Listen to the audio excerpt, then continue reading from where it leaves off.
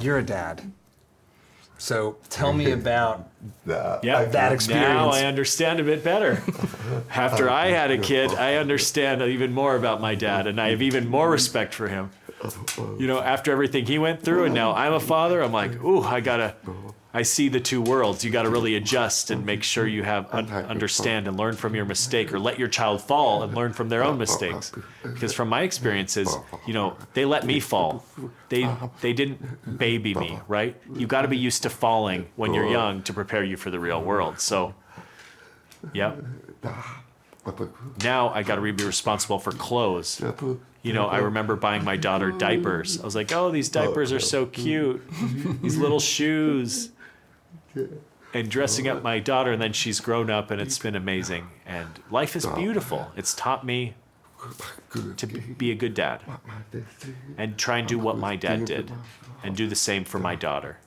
And I'm so excited. I plan on taking my wife and daughter to go to France on vacation soon for 2 weeks. I'm so excited about that. And I really want my daughter to have those memories. That's what's important to me. She only has 1.5 years left before she graduates high school, and I'm not ready to let go. You know, that's why I need to really, really take as much time as I can and try and be the best dad I can. Oh, your daughter is roughly the same age as my son, so we're in the same moment right now. They're about to leave. So tell me about that feeling. Are you ready? No. You know, that's why the movie CODA is like, it's like a warning sign to be prepared to let go and practice on being prepared. You know, I experienced that in the movie. Now I've got to experience that in real life. Your wife is deaf, but your daughter can hear, correct? So my daughter is a CODA in real life. Got it? Yes. So, and now you understand some of what she's been through. What's been the hardest thing about being a dad? And being a dad who's deaf? Well, what's been hardest for me,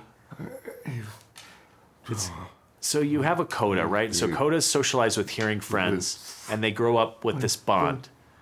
And then in the future, when their friends find out that their parents are deaf, sometimes it's awkward. Some kids are like, oh, that's really cool. And some are like, oh, I'm so sorry. You know, and this kind of balance, right? And so she makes friends and they get along. And then the next step is, how about that friend's parents? How do they behave when they meet us as deaf parents? And so sometimes it's awkward. Sometimes they're understanding and there's no problem. There's a curiosity, and that's cool, but it's hard to predict. Yeah. So I really feel for my daughter as a CODA what she goes through sometimes. And my daughter was interviewed for something and related to the movie CODA. And she said it's so great that the deaf and hearing community are collaborating. What's even more cool is that the CODA community is partnering with the hearing community, so they can understand what a CODA is. And so now people have seen the movie CODA and they can understand a bit about their experience. So my daughter feels seen and she feels proud to be a CODA. And there's so many friends out there and so many people sending messages to me saying, hey, thanks, Troy, I'm a CODA. Thank you for making us feel seen, and thank you for making them understand. I'm tired of explaining myself to everyone. The movie speaks for itself.